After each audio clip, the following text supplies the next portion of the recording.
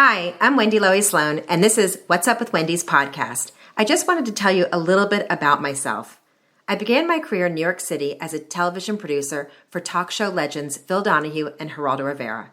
And for the last decade, I've used these experiences to create my unique style in interviewing hundreds of A-list celebrities, newsmakers, comedians, musicians, reality stars, fitness and nutrition experts, best-selling authors, and so much more.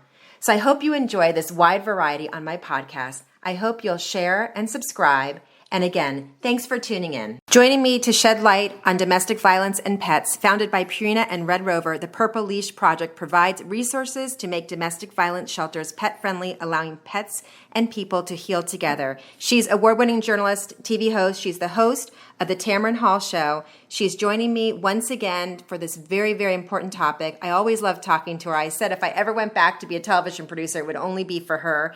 A huge welcome. You won't want to miss this. She's back, Tamron Hall, up next.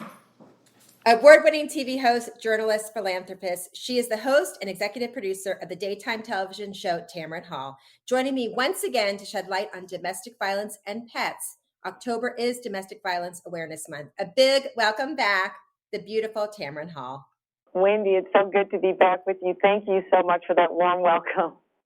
Oh my gosh, I love talking to you. And your show is one of the ones that I actually watch, being a former television producer, because I like it so much and I like you so much and I like everything that you stand for and that you're doing. How has it been now that we're all back post-COVID, or I guess you could say still kind of in COVID? Yeah. How has it been?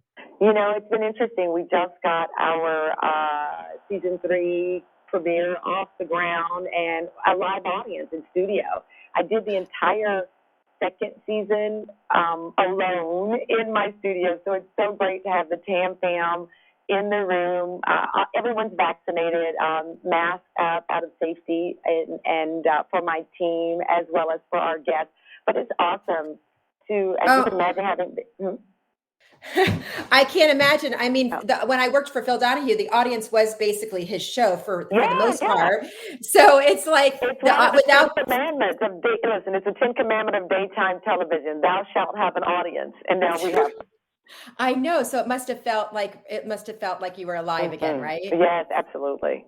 Okay, so mask still on and all that, but that's okay because it's all for our safety. So we talked about this last year, and I love that you always bring attention to this. October is Domestic Violence Awareness Month, and I don't think people realize that 1 in 3 women and 1 in 4 men, I don't think they know that it's the men too, will experience some form of domestic violence in their lifetime, and many delay leaving their home and their abusers because they can't leave their pets. Right, Wendy. In fact, around 48% of survivors delay leaving their abuser because they cannot take their pet with them. Now, that's not to say that shelters around the country are unwilling to accept pets, but they are not equipped to accept pets. So Purina and RedRover in 2019 approached me about spreading the word. I've been a journalist for 30 years. You've been doing this for many years. I've never heard this particular side of the conversation as it relates to shelters needing the help to accept pets. So here we are now, 2021, 10 grants have been announced to help shelters around the country get the equipment they need to accept the pets. Now we will, by the year 2025, that's number up to around 25%. And I know that we can do it. Now this is my 3rd year or 2nd year talking to you about it. So the word is getting out. We are seeing progress, and we know we can reach this goal. What creates the urgency, Wendy, is that we know this is about life and death. Right. So I am willing, and I know you are, to spend as much time as possible because we have the ability to save lives and save families. We have to do this. I mean, I didn't realize, and you brought this up, I didn't even think we talked about this last time, that it says that only 15% of domestic violence shelters allow pets, but it's not that they don't want to allow pets, it's just they can't do it and they don't have the means to do it. Because that's extra food. That's a lot of different things that they bring in. It's an additional person. Absolutely. It's an additional living thing that needs to be cared for properly. And you mentioned that right now 15% of the domestic violence shelters allow pets. When we first started talking, Wendy, it was 10%. So Wow. we've seen an increase of 5%. That is a big leap, but we know there's more work to be done. And it is an expensive task to take on. And it is something that we know that Purina and RedRover want to help the shelters do the right way. You know, that's adding outdoor areas for dogs and indoor spaces for them as well as cats, and being able to comfort that fur family member in the same caring way we do the survivors who are human. And so for us, it is about getting the word out. It's about asking people to go to purpleleashproject.com, look for ways that you can donate, and or just post on your social media. Purple is the color of solidarity for Domestic Violence Awareness Month. Get a purple leash for your pet, and take a picture and use it as an opportunity, a launch point to share these stories of survival and these stories of solidarity that we're hearing each and every day. It's so important. If you just know, I'm talking to Tamron Hall. We're talking about the Purple Leash Project, and we're also talking about helping get these pets into these shelters and letting people leave their homes if they're being abused, so they can take their pets with them. The pets are, they're our family. I have my golden right next to me here. I couldn't imagine not being able to not leaving this one. So Absolutely. this is so important, and so important that you're bringing this back. Thank you so much for doing that. Thank you. So tell me what the show looks like going forward. Like are you focusing on certain things? Or are you just going back to the basics? Well, I mean, listen, nothing is basic about life anymore, right? True, So, right? And so, for the show and for me, the goal has always been to talk about the things you are talking about. You were in daytime TV for a very long time. I lean in, if you will, on my years as a journalist, but also I'm a mom, I'm a daughter, I'm a friend. And we kicked off our season talking about the mask mandate debate as it relates to kids in school. I've never seen battles like we've witnessed as of late at school board meetings. And, listen, I had a list of celebrities that we considered asking to come on, and we still have our celebrities and still have our fun. But everywhere I went, Wendy, it seemed that people were talking about that issue, whether they had kids or not.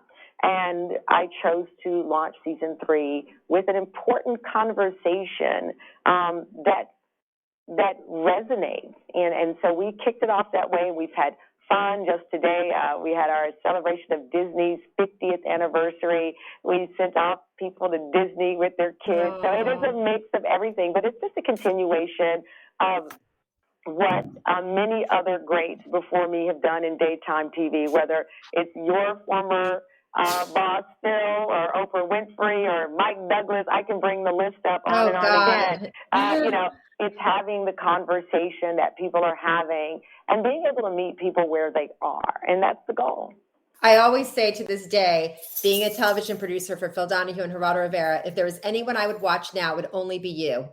Because I always, before you came on, there was no shows like, to me, Oprah, but she has been gone sometime, but there was no shows like that anymore. I mean, if I had to go back to work, it would only be to do that. It would only be for you. Oh, so that is such thank you. Oh my God, that's high praise. Thank you so much. No, I mean that. I mean that sincerely. And I covered major stories, as I told you, O.J. Simpson, John Benet Ramsey, Susan Smith, but you would be the only person I would consider ever bonding with that again. So thank you for doing that. Thank you. And it's true we're going to be talking about this pandemic and COVID for a very long time. Yes, there are many evolutions of it. My son just started his 2-year-old program, 2-year-old like preschool, I guess is what they call it.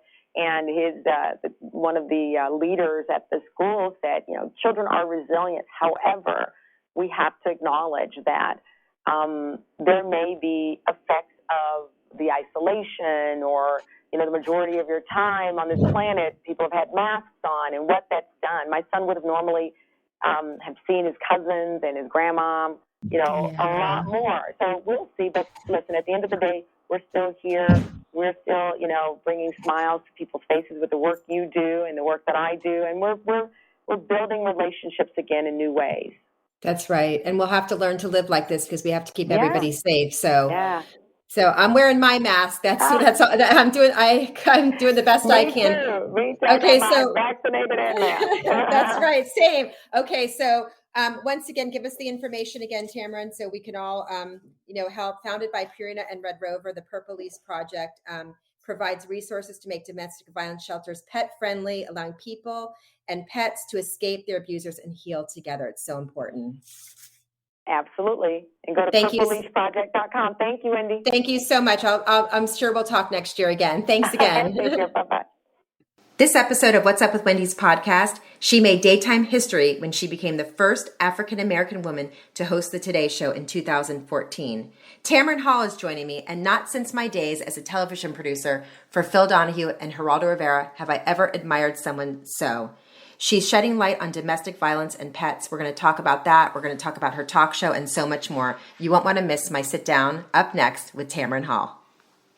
My special guest today, award-winning TV host, journalist, philanthropist. She is the host and executive producer of the daytime television show Tamron Hall, joining me to talk about that and to shine light on domestic violence and pets.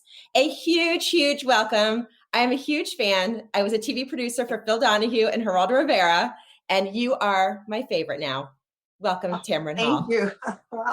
Well, you've got great company there, so I take that as a huge compliment. Thank you. Well, that was many moons ago. So now I can tune into you, and there's actually a show that I like that reminds me of those days back then. Yeah, that was our goal when we started the show. We wanted a traditional talk show where we could talk about everything, including what I'm speaking with you about today, which is survivors of domestic violence. And so many parts of the conversation, Wendy, as you know, are not openly discussed. And the issue of pets being left behind was something I have to admit I was not aware of, even until about 2 years ago when the Purple Leash Project was brought to my attention, and the number of 48% of survivors of domestic violence delay leaving because they can't leave their pets behind. To me, it was just to read that. I did not know that. And I also, 1 in 3 women and 1 in 4 men will experience some form of domestic abuse in their lifetime. Many, which is shocking to me, don't leave their abuser because they can't leave their pets behind. It wasn't that wasn't even a thought to me about that. Till you brought this. I know I lost my sister in 2004, and I started working on behalf of organizations who help survivors of domestic violence, Wendy. And it was something that never came up, to be honest with you. There are so many layers of this conversation, so many ways that people are trying to help and learn in this space. And it took me aback when I read that, and it's something that makes perfect sense. But during this pandemic, it was a part of the conversation that really rushed ahead when you think about all of the people trapped in the home, all of the additional abuse they are enduring, children, women, men, to your point. And then they decide, even in this pandemic, I have got to get out of this home. And there are places who are willing to help me. Wait a minute, what about my pet? And sadly, Wendy, there are abusers who use that leverage, who threaten the pet, who threaten to do some of the same violent things to that innocent family fur member.